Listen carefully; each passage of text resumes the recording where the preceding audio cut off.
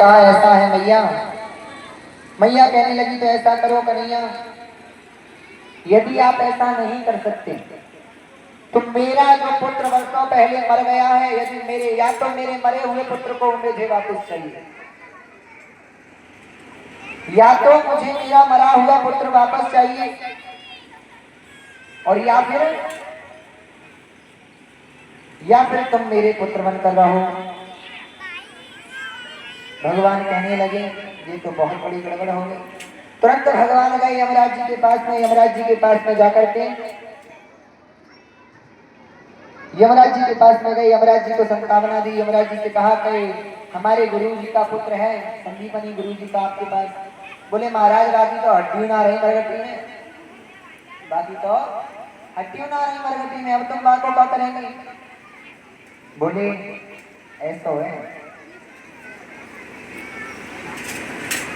हड्डी में सकना नहीं पर तुम पाए मोह ला के दो, मेरे गुरु जी को मुझे दक्षिणा में देना है।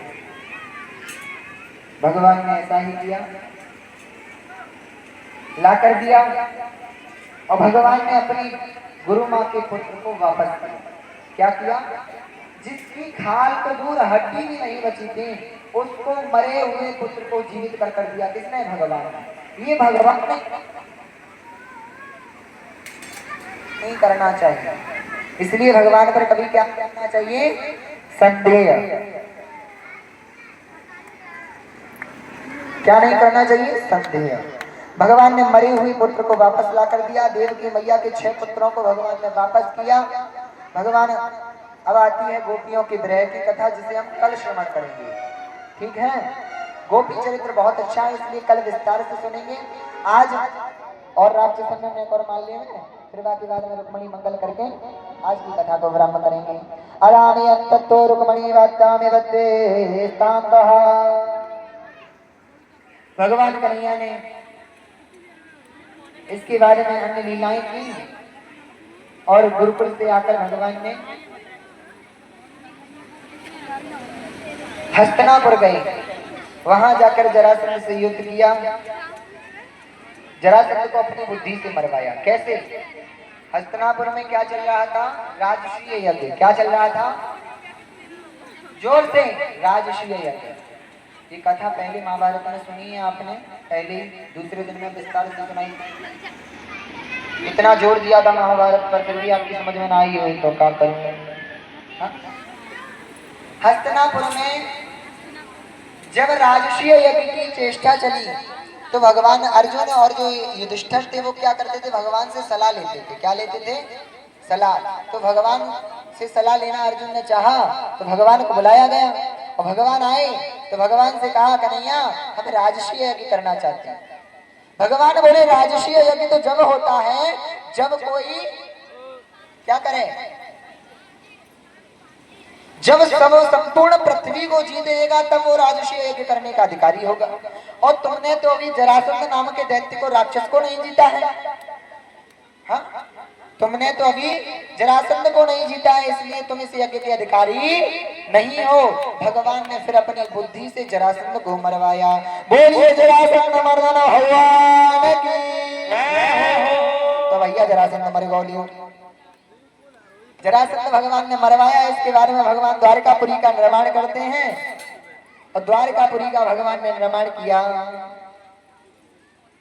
और द्वारकापुरी का भगवान ने निर्माण किया तो भगवान ने एक और विचित्र लीला रची। इसके बारे में भगवान ने काल्यावन और भस्मासुर पर कृपा की। काल्यावन को भगवान ने भस्म किया, और मचकुंड की कथा सब लोग जानते हैं। जहां मचकुंड प्रकट हुआ, काल्यावन को भगवान ने पागल बना दिया, और पागल बनाकर भगवान ने काल्यावन को छल लिया। और काल्यावन को छलने के बाद में द्वारकापुरी का भगवान ने निर्माण किया है। और जैसे द्वारकापुरी का भगवान ने निर्माण किया और बलराम जी का विवाह होता है तथा रेवती मैया के साथ में, और श्री कृष्ण जी के पास रुक्मणी जी का संदेश आता है।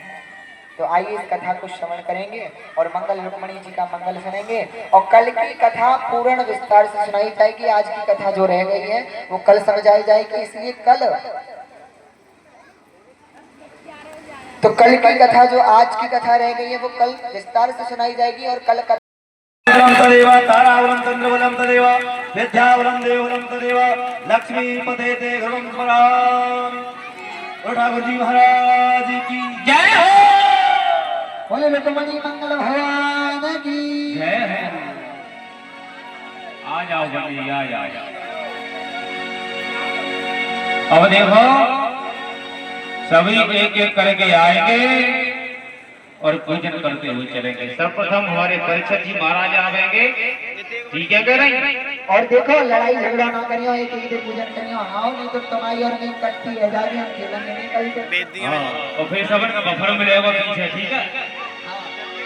अच्छा बराती को होते हुए और हमारी नानी अधिकाएं जितनी सब खड़ी है जाए।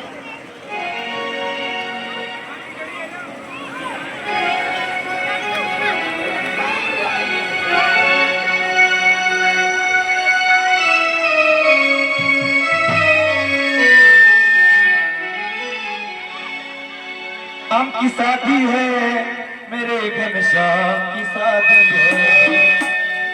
ओ शाम की शादी है मेरे घनश्याम की शादी है।